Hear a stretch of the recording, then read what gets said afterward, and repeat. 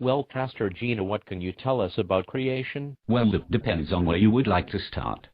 Do you think the Creator used evolution to fill the earth with its numerous life forms? The God of the Bible gave specific details of his creation, and these details contradict evolutionary theory over and over again. God's word says that God created the earth and all that is therein in 6 literal days. Life forms were ordained to reproduce after their own kinds, and no new life was created after the 6th day. This wholly contradicts the evolution theory, which has life continuously evolving with new species being produced by natural processes. How about the many remains of prehistoric animals that have been found which prove the Bible's young earth record to be inaccurate? The word prehistoric didn't exist before the evolutionists invented it to mislead millions of people. All animal remains ever found on Earth are the remains of animals which lived from the time of their creation in Genesis 1 until now. None are prehistoric, and no scientist can prove otherwise. I see, but scientists proved the Earth to be billions of years old. Scientists have proven nothing of the kind. They want the universe to be billions of years old because this allows plenty of time for working in Darwin's theory of evolution. There are many scientists who do not believe the Earth to be over several thousand years old, and there is much evidence to support this theory. Does not the geologic column show a gradual evolution from simple life forms to complex life forms over millions of years? The geologic column exists only in the minds of evolutionists and in the books they write. This column is nothing more than a fictional chart filled with impressive little pictures and big words.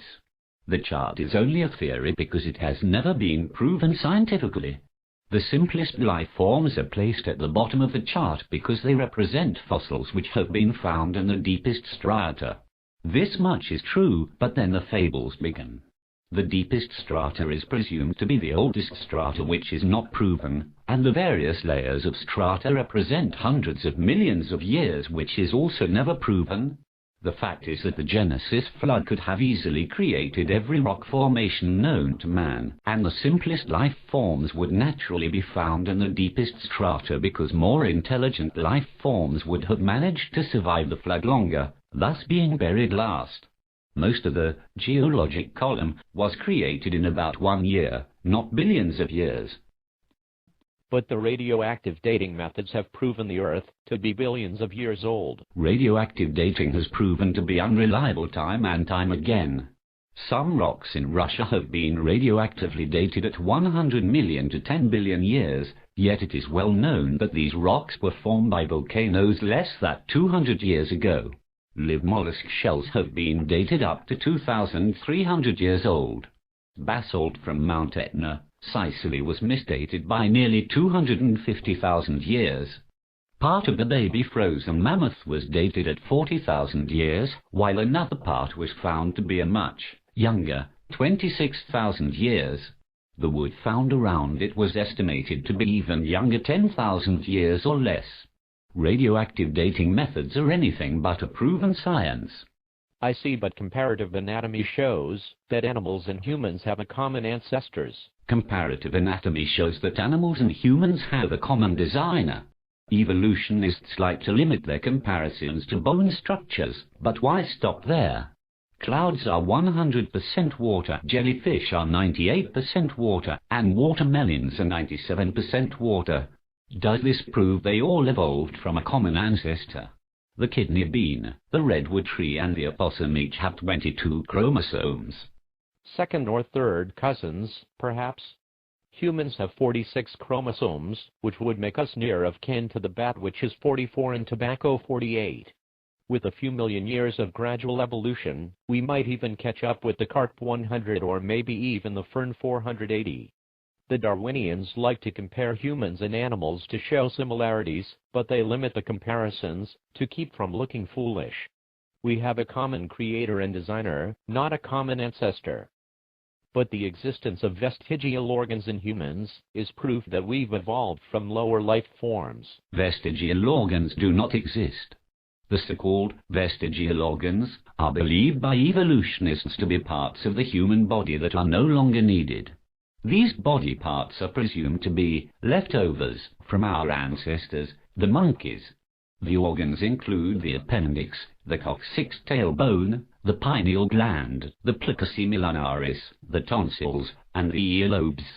Many medical doctors now agree that all of these organs have important functions in the human body and aren't vestigial in any sense. The appendix contains a rich blood supply which serves as some defense against cancer. The tailbone isn't where a monkey tail used to be, as Darwinians believe, but it instead provides support for the muscles which control elimination. The pineal gland contains important hormones which the body needs. The plica milenaris helps to keep the eye cleansed of foreign particles. The tonsils help to keep foreign particles out of your child's throat, and they also help in fighting infection. Even the earlobe has a purpose, for it helps to keep our ears warm during cold weather by providing them with a good blood supply. There are no vestigial organs. But the findings of such apemen as Java man, Neanderthal men and Lucy are proof that humans have evolved from apes, is it not? No one has ever found an apeman. If you enjoyed watching this show, write and comment. Let us know what you think. I will also debate people and answer questions.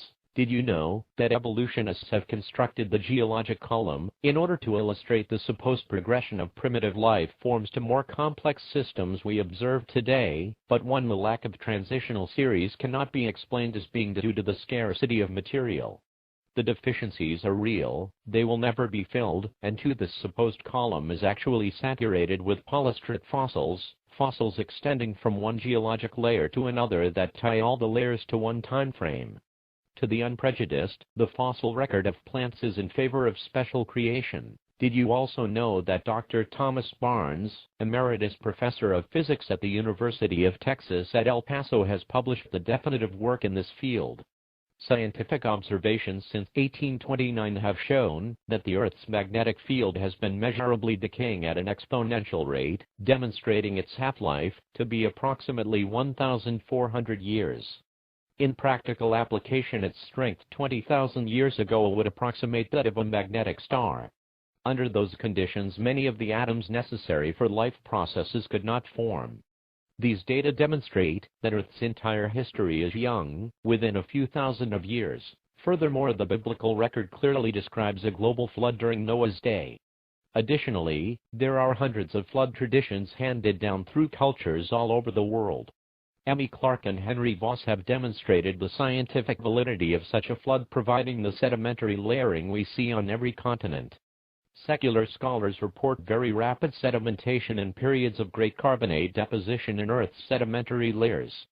It is now possible to prove the historical reality of the biblical flood. Another couple of things you might not have known are: 1. World population growth rate in recent times is about 2% per year. Practicable application of growth rate throughout human history would be about half that number. Wars, disease, famine have wiped out approximately 1/3 of the population on average every 82 years. Starting with 8 people and applying these growth rates, since the flood of Noah's day about 4,500 years ago would give a total human population of just under 6 billion people. However, application on an evolutionary time scale runs into major difficulties. Starting with one couple just 41,000 years ago would give us a total population of 2x10⁻89 squared. The universe does not have space to hold so many bodies. Second, physicist Robert Gentry has reported isolated radio halos of polonium-214 in crystal and granite. The half-life of this element is 0.000164 seconds. To record the existence of this element in such a short time span, the granite must be in crystalline state instantaneously. This runs counter to evolutionary estimates of 300 million years for granite to form. But recently there have been evolutionists online in news groups and on blogs that have claimed polonium-214 doesn't exist. Main reason being is because they declare the granite in the Earth's crust took many millions of years to form and finally cool, and polonium-214 takes less than a second to expend all its half-lives. In order to save face, some evolutionists have decided to lie and say polonium-214 simply doesn't exist.